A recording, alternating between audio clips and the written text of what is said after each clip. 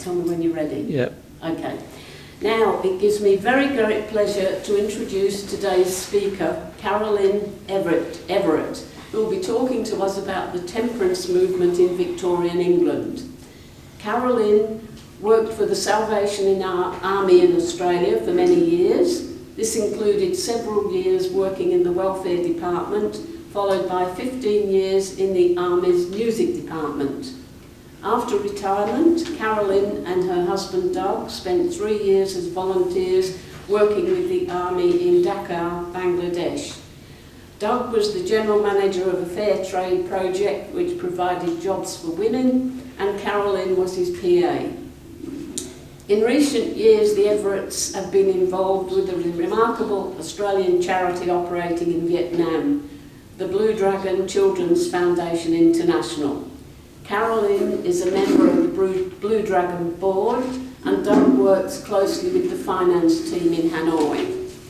Carolynn and Doug's 2 sons both live in Sydney with their families, including 6 grandchildren.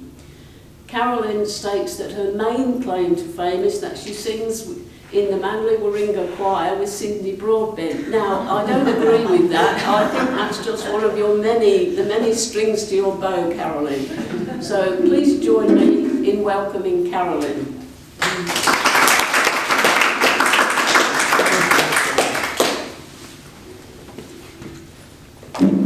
Christopher, may I put the stand down a bit? Yes.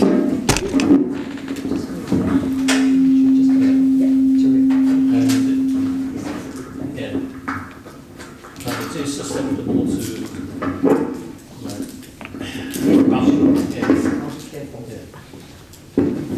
Well, thank you, ladies and gentlemen. Welcome.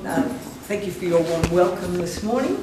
It's a pleasure for me to be here and with my husband, Doug. One morning when I was about 16, I was on the train on my way to work and I fainted. When I came to, I was lying on a sofa in the station master's office, and a kindly gentleman was leaning over me, offering me some brandy. Here, dear, take this, it will make you feel better. I thanked him, but I asked if I could please have water instead.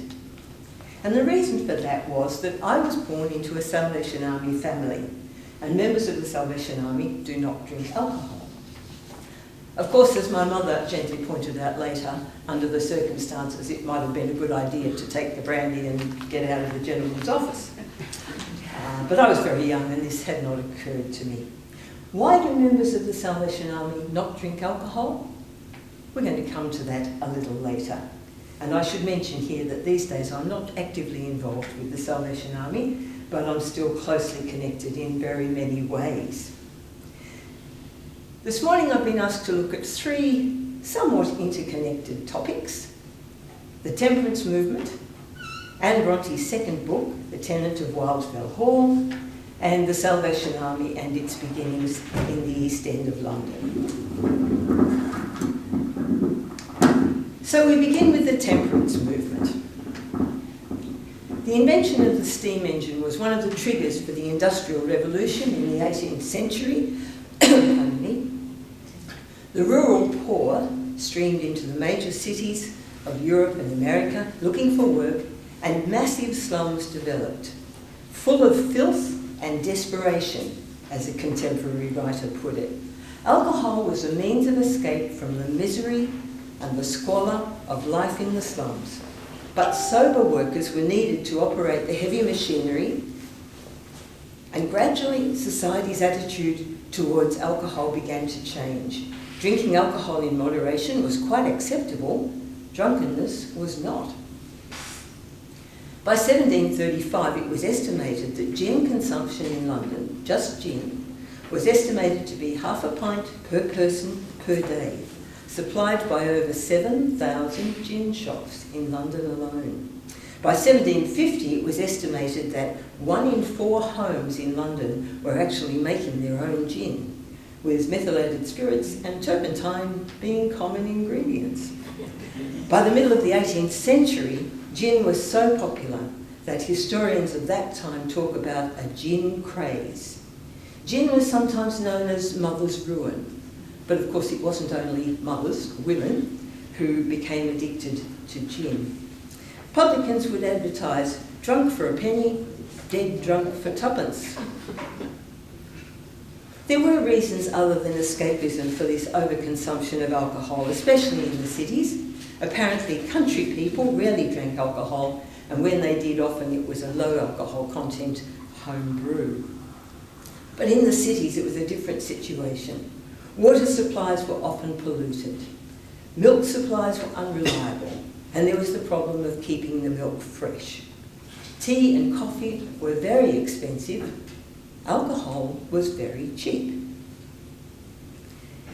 Benjamin Rush was a brilliant American physician who, incidentally, was one of the signers of the American Declaration of Independence. He seems to have been one of the first people to understand or to recognise that addiction to alcohol is a disease.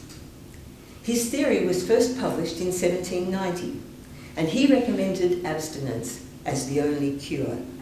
He recognised that alcoholism was sometimes connected to other diseases, suicide, death, crime, and he tried, initially with very little success, to have the churches promote the concept of temperance.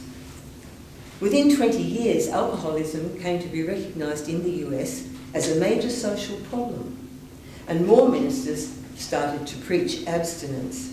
Small temperance societies began to appear. Most faded away quite quickly, until the American Society for the Promotion of Temperance was founded in Boston in 1826. And soon after that, the American Temperance Society was founded, and eventually those two groups merged and became the American Temperance Union, promoting total abstinence.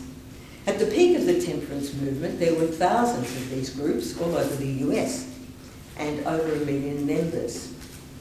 At around that time, prohibition was introduced in several American states, and restrictions on the sale of various forms of alcohol came into force in others. Some of these were repealed quite quickly, but the consumption of alcohol in the US decreased by 50% between 1830 and 1840. That's a remarkable statistic. In England, temperance groups also began in the early 19th century, and by the 1830s the movement had spread to Australian colonies like Australia and New Zealand. These early movements concentrated on advising against hard spirits rather than abstinence from all alcohol, and they had a focus on moral reform rather than prohibition.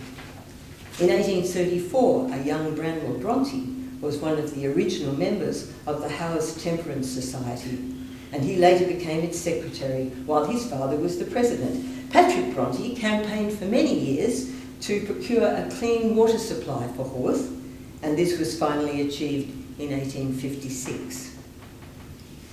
The United Kingdom Alliance was founded in Manchester in 1853. This group lobbied for the government to ban all alcohol, and they considered themselves to be an almost legitimate political party.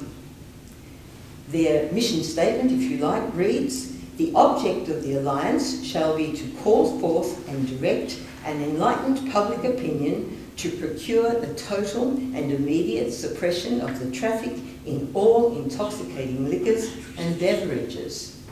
And this was just one of many such temperance movements throughout the UK.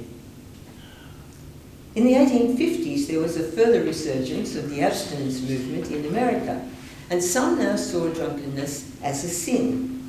Reformed individuals worked with local evangelical churches to support those who wanted to stop drinking, and this is when the YMCA and the YWCA came into being. This was also a period of religious revival in America, and the new churches, such as the Church of Jesus Christ of Latter-day Saints, the Mormons, and the Seventh-day Adventists advocated abstinence or temperance. The Women's Christian Temperance Union, founded in 1873, was at that time the largest women's group in the world, and it still exists today.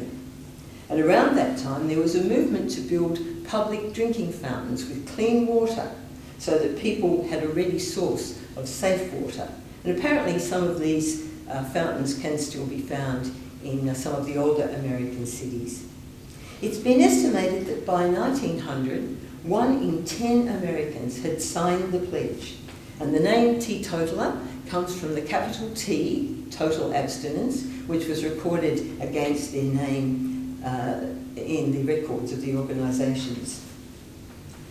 In 1868, 20 years after The Tenant of Wildfell Hall was published, Louisa May Alcott published her classic book, Little Women. And this book gives us further insight into the mores of this era. Let me tell you about Meg's wedding. Meg, the eldest daughter of the March family, is to be married in a quiet ceremony at the family's home, followed by a luncheon in the garden.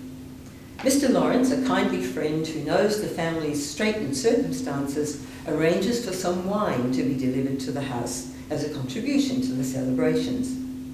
Mr. Lawrence's grandson, Laurie, is like a brother to the March girls, and he's puzzled when he doesn't see the wine at the luncheon. He thinks there's been a mistake. So he says to the bride, "Am I merely labouring under a delusion that I saw some wine lying about this morning?" "No," says Meg, "your grandfather kindly offered us his best, but father put a little away for Beth," Beth being the family invalid, "and dispatched the rest to the soldiers' home. You know that he thinks that wine should be used only in illness, and mother says that neither she nor her daughters will ever offer it to any young man under her roof." Laurie is somewhat taken aback, but then he says, "I like that.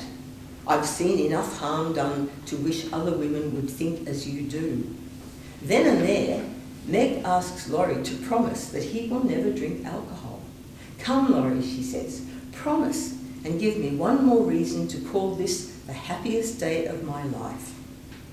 Well, the toast was drunk, the pledge was made, and loyally kept in spite of many temptations, etc. It's one of life's little ironies that late in the 19th century, a gentleman named William Cash of Cash's Labels, some of you will know that company, yes. William Cash was the chairman of the UK's National Temperance League. He was also on the board of the railway board in the UK, and at a railway board meeting, when beer was provided for board members, he asked if he could have a drink of water. He drank the water and sadly died of cholera. It's not surprising that there was some conflict between teetotalers and those who followed the more moderate road of temperance. And as far as I could find, neither idea ever really caught on in Europe, where alcohol is such a normal part of life. But by 1910, about half of the world countries had introduced some form of alcohol control in their laws or policies. Prohibition began to spread again, first in Russia, then in Canada, Norway, Finland and Iceland, and it reappeared in America. Other countries, including Australia and New Zealand, considered this, but decided instead to restrict trading hours for hotels, and some countries introduced extra taxes on the sale of alcohol or tightened regulations regarding the alcoholic content of drinks. Did you know that when Australia's first Parliament House was opened in Canberra in 1927, alcohol was not available in the building? Because at that time, the sale of alcohol was prohibited in the Federal Capital Territory. Of course, you could always nip across to Queanbeyan if you needed a drink. And in 1928, Canberra's residents voted to end prohibition. Of course, many people totally agreed with these ideas and made fun of them. And I'd like to sing you a little song. This is a song which pokes fun at the temperance movement or the Salvation Army. It's interesting that I've seen this song published in a number of collections, and sometimes the last line refers to the Salvation Army, sometimes it refers to the Temperance Union. You can take your pick.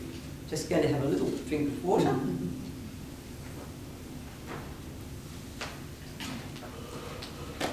Okay, this song is called Away with the Rum. And let me say, it is in fun. I've never heard this sung in any Salvation Army meeting I've been at. We're we're coming, our brave little band. On the right side of temperance we've taken our stand. We don't use tobacco because we do think that people who use it are likely to drink. Away with the rum, by gum, with the rum, by gum, with the rum, by gum. Away with the rum, by gum, the song of the Salvation Army. Here's a lady who knows. Feel free to join in. We won't ask. I used to see it with students at the Methodist Theatre. There you go. We thought it was very daring. I'm sure you did. Second verse. We never eat cookies because they have yeast, and one little bite turns a man to a beast. Oh, can you imagine a sadder disgrace than a man in the gutter with crumbs on his face? Away with the rum, by gum, the song of the Temperance Union. We never eat fruitcake because it has rum, and one little bite turns a man to a bum. Oh, can you imagine a sorrier sight than a man eating fruitcake and ending up tight? Away with the rum, by gum, the song of the Temperance Union. What words did you sing? Very similar, not quite the same, but all Right, but the last line. Temperance Union or the Methodist? Usually Temperance Union. Temperance Union, there you go. All right.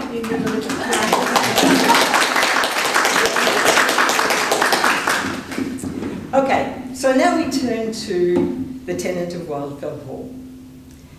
And here I find myself in the rather unusual situation of speaking to a group of people who probably know more about this subject than I will ever know.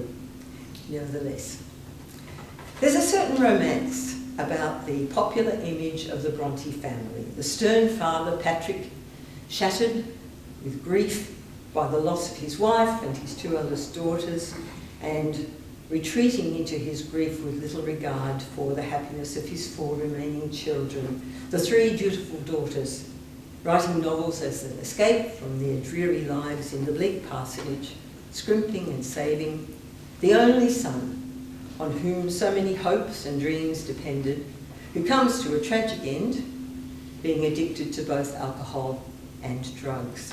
Now I realise that these impressions are not necessarily correct, but I imagine that Branwell's life must have been a great disappointment to his family, as they witnessed at first hand the sadness of his struggles with addiction. What went wrong for Branwell? It seems that when in 1840 he obtained his first job as a tutor with the Postlethwaite family, he celebrated this occasion by a riotous drinking session. Well, he's not the first young man to do that. A later position with the Robinson family led to his unrequited love for Mrs. Robinson, as I'm sure you all know. And when this relationship ended, one biographer says Branwell declined into chronic alcoholism, opiates, and debt. So Anne Bronte had first-hand experience of the difficulties of living with someone whose drinking is out of control. And perhaps Branwell's sad life was part of the inspiration behind Anne's second book. This novel explores a theme which was very popular in Victorian literature and art, the virtuous woman who marries a scoundrel. Helen Lawrence is young, beautiful, innocent, virtuous, wealthy, and an orphan, and she marries Arthur Huntington against the advice and the wishes of her guardian. She soon realises that she has made a terrible mistake. After only 8 weeks of marriage, Helen writes, "Arthur is not what I thought him at first, and if I had known him in the beginning as thoroughly as I do now, I would probably never have loved him." Over time, the marriage grows steadily worse, but Helen takes her marriage vows very seriously, and she hopes to be a good influence on Arthur. She becomes increasingly concerned that he is drinking far too much, but he does not take kindly to her gentle suggestions that he should moderate his habits. She appeals to his better nature. "Don't you know that you are a part of myself? And do you think you can injure and degrade yourself and I not feel it?" Before very long they have a child, little Arthur, and she realises that she is trapped, both by Arthur and by the laws of the day, by which her child and her inheritance both belong to her husband. His extramarital affairs and his consumption of alcohol become major sources of conflict, reaching a climax when she discovers that he has been forcing their young son to drink wine for the amusement of his friends. Eventually, she realises that she must leave him, but this seems impossible. She begs him, "Will you let me take our child and what remains of my fortune and go?" But he refuses. Eventually, she manages to escape and she settles into Wildfell Hall, a property owned by her brother in a small village. He lives nearby, but they keep their relationship a secret in case her husband should come looking for her. And as a further precaution, she changes her surname to her mother's maiden name and allows people to think that she is a widow. Helen and little Arthur, who is about 5 years old by now, pay their first visit to a friendly but rather nosy neighbour. Wine and cake are offered. Helen politely refuses the wine. Oddly, the hostess then suggests that little Arthur must have some wine, and he becomes visibly distressed. Arthur especially shrank from the ruby nectar as if in terror and disgust and was ready to cry when urged to take it. Helen then explains that he detests the very sight of wine and the smell of it almost makes him sick. She further explains that she has done what she could to make him hate wine, explaining that by that means I hope to save him from that degrading vice. Her hostess and the other guests think this is extremely strange. And in the discussion which follows, Helen offers her opinion that moderation can be impossible for some. Later, Helen's hostess relates this incident to the vicar, and he is appalled. "Wrong," repeated the vicar with more than common solemnity. "Criminal, I should say, criminal. Not only is it making a fool of the boy, but it is despising the gifts of Providence and teaching him to trample them under his feet." Of course, Helen is not about to explain that her husband's drinking had caused the breakdown of their marriage, and she is determined to protect her boy from following in his father's footsteps. Sometime later, Helen hears that Arthur has fallen ill, and so she goes back to his home to nurse him. Is he grateful? Not a bit. But she continues to take care of him, seeing this as her duty.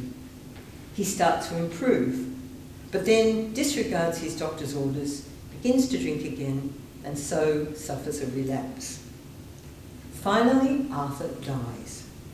A slow, lingering death, as was beloved of Victorian novelists, with the dying man mortally afraid of what is to come, and Helen trying to help him to make his peace with God. Of course, virtue has its own reward, and with the deaths of both her husband and her guardian, Helen becomes a wealthy woman, and she marries Gilbert Markham, who has faithfully waited for her to be free. Presumably, they all lived happily ever after. Again and again in this very sad novel, Anne reminds us of Arthur's folly, which costs him his marriage, his child, and eventually his life. This novel was first published in 1848. Was Branwell's sad demise the inspiration for this story?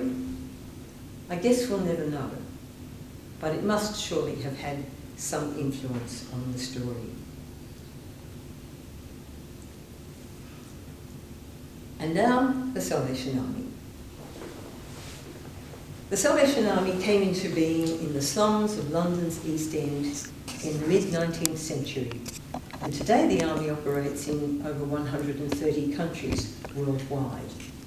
You may not know that the Salvation Army is actually a church, but it's better known for its welfare and rehabilitation services and its work in times of natural disasters.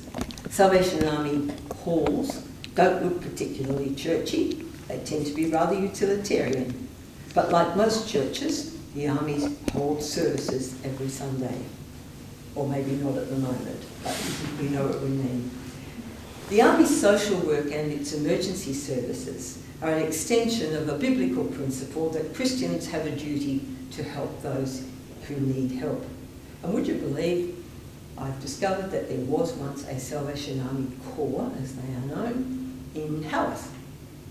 So let me introduce you to William and Carolynn Everitt, who had no intention of founding a new church, but somehow did just that. William Booth was born in Nottingham in 1829 to a family who lived in genteel poverty, perhaps not unlike the Brontes, and as a 7-year-old he signed the pledge, promising that he would not drink alcohol. The Booth family found themselves in great financial difficulties when William's father died. William, aged 13, was forced to leave school and to go to work. He took up an apprenticeship with a local pawnbroker. This was his first brush with real poverty, and he was greatly disturbed by seeing some of his customers regularly pawning even their clothes in order to last until payday, and discovering that often this money was spent on alcohol rather than food or clothing for the children. By the time he was 17, he was firmly convinced that God had called him to be an evangelist. And for 2 years in his spare time, he preached in the streets of Nottingham, just standing on the corner. Are you going away from here to the public house to spend money on drink when your wife needs it for food and your children's clothes? He would say to passers-by. They probably thought he was not quite sane. In April 1952, William Booth met Carolynn Mumford for the very first time. By the middle of May, they were engaged, and they married on June the 17th. Pretty quick. Theirs was a truly remarkable love story. Two undoubtedly quirky people who suited each other perfectly. Carolynn was a total abstainer, while William had decided by this stage that some alcohol was necessary for his health. He began to work as an itinerant preacher, and during one evangelical trip, he wrote to tell Carolynn that I had to have brandy twice. I was really ill. Carolynn was horrified. In later life, she once listed the 5 ingredients for a happy marriage, and the first one was total abstinence. But Carolynn supported William through many years of struggle as he tried to find his place within the established churches, even though this meant moving house many times as he was moved from parish to parish. Over a period of 12 years, Carolynn gave birth to 8 children, and remarkably for that era, they all survived, and apart from one daughter who was tragically killed in a train smash, they all lived long, reasonably healthy lives. In the summer of 1865, William Booth accepted yet another temporary job, oversighting the East London Mission, which worked amongst the slums of London's East End and which held its services in a tent erected on a disused Quaker burial ground called Mile End Waste. William was deeply affected by the terrible poverty of his new congregation, and he felt that he had finally found his destiny. The neighbourhood flocked to his rather unconventional services, and one recent biographer says, men and women joined to experience the gaiety of God. It's an unusual thing to say about a church service, isn't it? Booth's services were certainly different to those of the established churches. For a start, his congregation didn't know the traditional hymns of the church. They had never been welcomed into the respectable churches. They didn't know the hymns. They were illiterate anyway, so hymn books were of no use. Someone had the bright idea of writing simple words to the rollicking music hall songs, the pop songs of the day. And so a little song called Champagne Charlie, Champagne Charlie is my name, Drinking champagne is me gay. That's the one. Becomes, bless his name, he sets me free. Bless his name, he sets me free. Okay. Another little number, which I won't sing. I traced her little footsteps in the snow, a very melodramatic song, becomes the blood of Jesus cleanses white as snow. Simple words that people could learn easily and enjoyed singing because they already knew the tune. This unusual church gradually changed into the Christian mission. And before very long, William and his staff were providing all sorts of help for the people of the East End. Food, shelters for the homeless, workshops to train people for employment. The work of the mission was based on three things: soup, soap, and salvation. William believed that it was pointless to talk to men and women about God if they were starving. And it was helpful to offer them soap and clean clothing and help them to find work and to give up the overconsumption of alcohol, which had caused so many problems for so many of them. His plan was to send these new converts back into the traditional churches. But the churches were not so keen to have these perhaps a little grubby, a little shabby people come into their respectable congregations. And William Booth's converts missed his rather raucous revival meetings. Gradually, the Christian mission morphed into the Salvation Army, and General Superintendent William Booth of the Christian mission became General William Booth of the Salvation Army. Right from the start, the army faced enormous opposition. Other churches were worried that Booth's services were far too undignified. Publicans and brewers were concerned that their sales would suffer as people joined the new churches and gave up alcohol. Some even hired local gangs to attack the army during their outdoor services to try to discourage them. Many members of the Salvation Army were sent to prison for disturbing the peace by holding outdoor meetings. Some Salvationists died when missiles were thrown at them. It's no wonder perhaps that the concept of the army evolved with uniforms and flags and brass bands and drums to encourage the loyal soldiers as they marched the streets. Military-style ranks were added. So we not only had the general, but we had captains and majors and so on.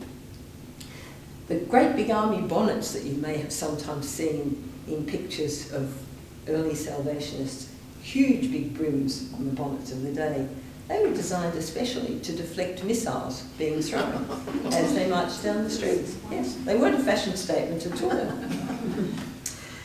William Booth's army then began to take on the social issues, some of the social issues of the day. He agitated for better living conditions for the working classes, and he cited the Cab Horse Charter, which was a law which protected the horses which drew the hansom cabs in London. Booth wrote, "There are 2 points of the Cab Horse Charter. When the horse falls down, he is helped up. And while he lives, he has food, shelter, and warmth. That, although a humble standard, is at present absolutely unattainable by millions, literally millions, of my fellow men and women in this country." Have you ever heard of phossy jaw? No, I thought not. Phossy jaw, phosphorus necrosis of the jaw, was a condition which afflicted thousands of workers, mainly women, who worked making matches. The white phosphorus, which used to be used on the tip of the match, was highly toxic, and over time it attacked the lower jaw.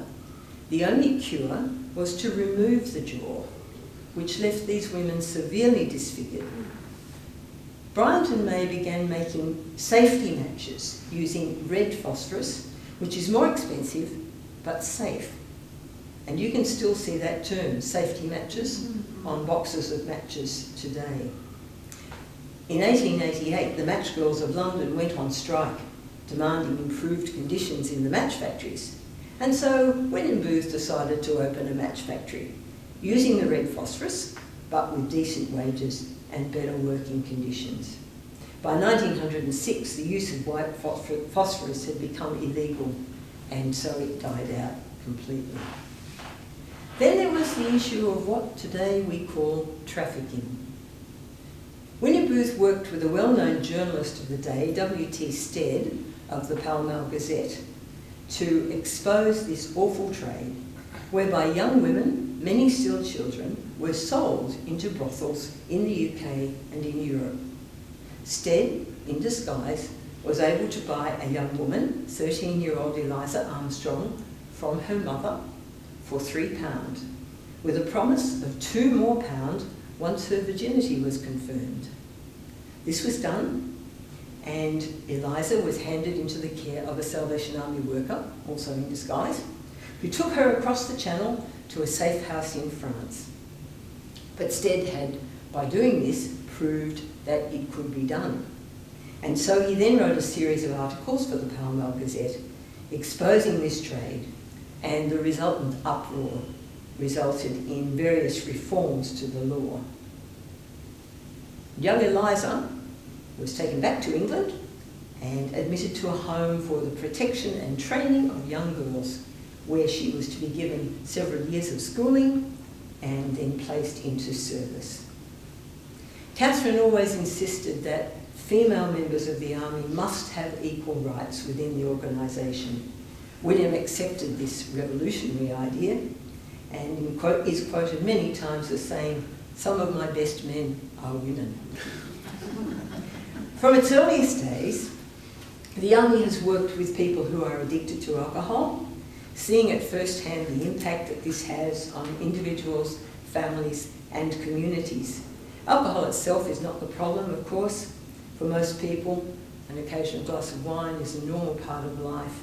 But it is a sad fact that some lives are irrevocably altered by alcohol addiction. The army is still engaged all over the world with people suffering directly or indirectly as a result of alcohol abuse. And so, in solidarity with those who come to the army for help, members of the Salvation Army choose to live an alcohol-free life. The Army's first service in Australia was held in Adelaide in September 1880, in a cart drawn up under a red gum tree in Adelaide's Botanical Park. Two young Englishmen who met up in Adelaide discovered that they had both been connected with the Salvation Army in England, and they decided it was time the Army came to Australia. So they wrote to William Booth and said, "Please send us some Salvation Army people." But while they were waiting, they just went ahead and started the Salvation Army on their own. That used to happen quite a lot. And so by February 1881, when the new leaders arrived, there were already 68 members of the Salvation Army, and the Salvation Army Hall was already being built. At the end of that first meeting under the gum tree in the park, John Gore said to the crowd which had gathered, "If there's any man here who hasn't had a meal today, let him come home with me." William Booth would have loved that. Now, a question for you, and with this we finish. Can you think of an Australian writer, well-known Australian writer, born in the 19th century, who was an alcoholic, but who had a soft spot for the Salvation Army, and who wrote about the army several times? Would it be Henry Lawson? It would be Henry Lawson. Yes. Well done. Well done. This is one of Henry Lawson's poems about the Salvation Army. It's called "When the Army Prays for Watty." Watty was Watson Braithwaite, who ran a pub in Bourke in the late 19th century. When the Army Prays for Watty.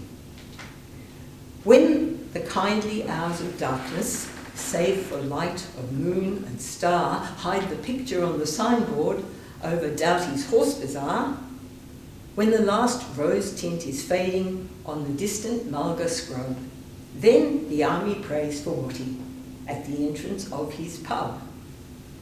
Now, I often sit at Watty's when the night is very near, with a head that's full of jingles and the fumes of bottled beer, for I always have a fancy that if I am over there when the army prays for Watty, I'm included in the prayer. Watty lounges in his armchair in his old accustomed place, with a fatherly expression on his round and passive face, and his arms are clasped before him in a calm, contented way, and he nods his head and dozes when he hears the army pray. And I wonder, does he ponder on the distant years and dim, or his chances over yonder when the army prays for him? Has he not a fear connected with the warm place down below, where, according to good Christians, all the publicans should go? But his features give no token of a feeling in his breast, save of peace that is unbroken and a conscience well at rest. And we guzzle as we guzzled long before the army came, and the loafers wait for shouters, and they get there just the same. It would take a lot of praying, lots of thumping on the drum, to prepare our sinful, straying, erring souls for kingdom come. But I love my fellow sinners, and I hope, upon the whole, that the army gets a hearing when it prays for what is soul. Thank you, ladies and gentlemen.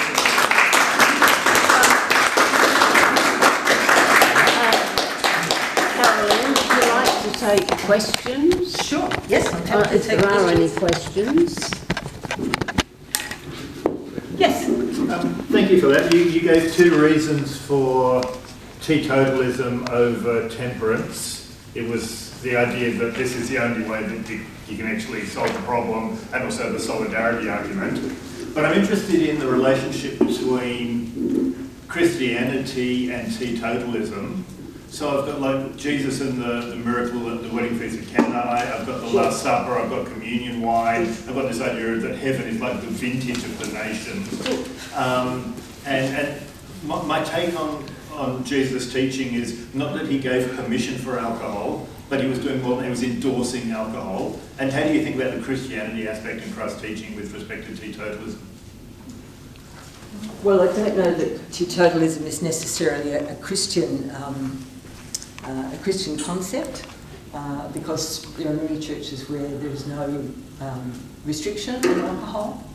I mean, yes, that's right. So I'm not saying, and I think I did say that the problem is not alcohol; it's the overconsumption of. And so for people who drink normal amounts of alcohol, for whom it's not a problem, then of course that's perfectly fine. Yeah. I don't think there are. Well, I think I've explained the reasons why the Salvation Army members. That was very clear. Yeah. I'm just wondering whether it's sort of like almost like rejecting a teaching of the Bible. Well, I don't know that Jesus said you had to drink alcohol. He did say it wasn't a bad thing, sure, but I don't think he ever sort of said it's a good thing. That's not good policy.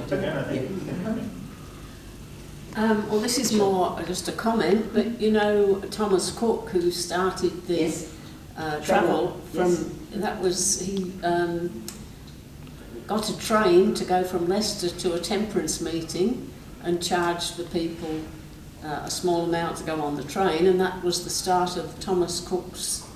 Is that right? Yeah. And there's a statue of him outside Leicester railway station. Well, there you go. Yeah. That is interesting, yeah? Sure.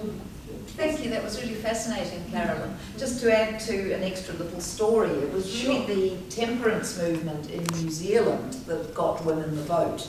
And of course, it was the first country in the world to give women the vote. Yes. And Kate Shepherd, the woman who was behind the whole movement, was part of the temperance movement, and she encouraged women to fight for the vote so that they could have representation in Parliament that would change the laws of pub opening hours and bring about changes to do with the pubs, so that their husbands wouldn't be spending as much time and as much money in the pubs. So really it's thanks to the temperance movement that Kiwi women became the first in the world to vote. Well, there you go.